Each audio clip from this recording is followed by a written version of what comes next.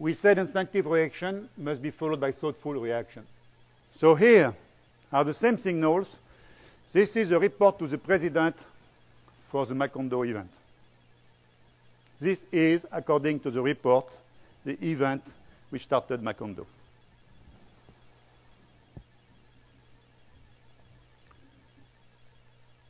And the report said, with the pumps off, the drill pipe pressure, red line in yellow box in figure 4.8, that's from the report, should have stayed constant or gone down.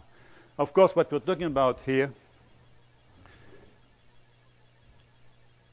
is the fact that the pumps have been cut here. But when the pumps have been cut, we see that the signal, the actual standpipe pressure, goes up.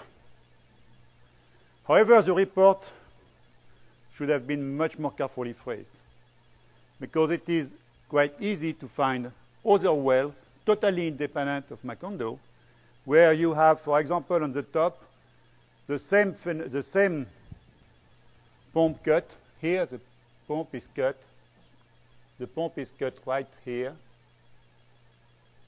However, for the same length as on the left, there is an increase in the pump pressure. On the bottom right, what you see here is that you don't have the same length as what happens on the left, but you have the same rate.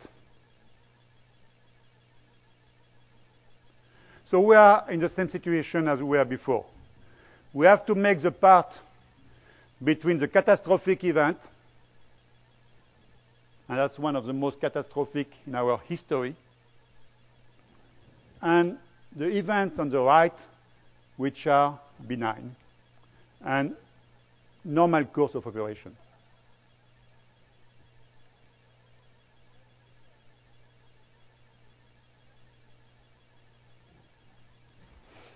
How do we do that? Again, we have to combine the instinctive reaction with a thoughtful reaction and to take the right decision. Jobs like that, the data on the top right, the longest I've seen is 1.5 years of samples at 5 seconds.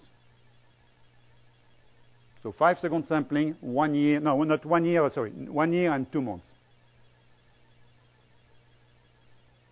It is very difficult to expect a human being to stay alert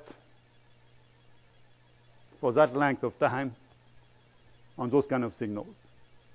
And that had been recognized by the President's commission.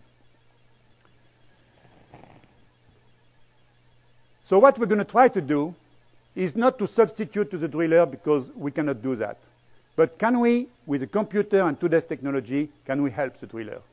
Can we help the driller in such a way that we have always, in the combination of the driller and the computer, a system of alertness which is fitting the needs of our industry? So what I'm going to do now is that I'm going to show how the computer can do what the brain does and supplement what the driller needs to do. So that's when we're going to shift gear now. So we have the 4 signals which are the most important rig signals in our industry. So Clay, so that you understand what's happening, is that they are very complex signals to understand.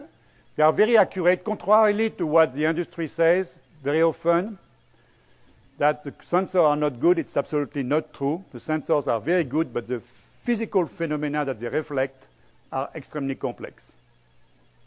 And it's very often what we think is noise is actually signal. For many reasons having to do with the nature of our industry, these are the signals we have to contend with, and these are the signals which will be the main driver for the years to come of the fundamentals of automation. Block position on top, hook load, which is a standpipe pressure, and torque. So what I'm going to do now is that you notice I have put no scale on that, and that's on purpose. So here is where the lollipops come up. So I put 2 lollipops in order to show you that I could be very generous, but this is not going to be. There will be 1 lollipop only per question. What happens is that on the bottom I have a quiz. And the quiz says you should be able to, from just those data, to find out how deep the well is. First question, that's an easy question. The second question is more difficult. You should be able to detect how long the job is. And the third question is so difficult that I don't have the answer. I have many people who suggested answer to me, but I never got a definite answer, which is what's happening on the arrow on the top.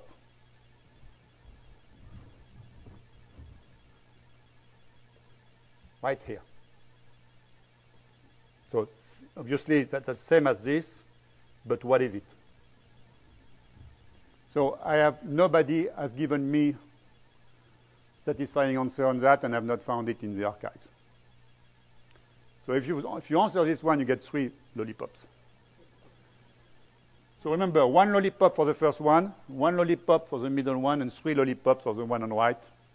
And this way, you can either try to solve that problem or listen to the rest of my presentation.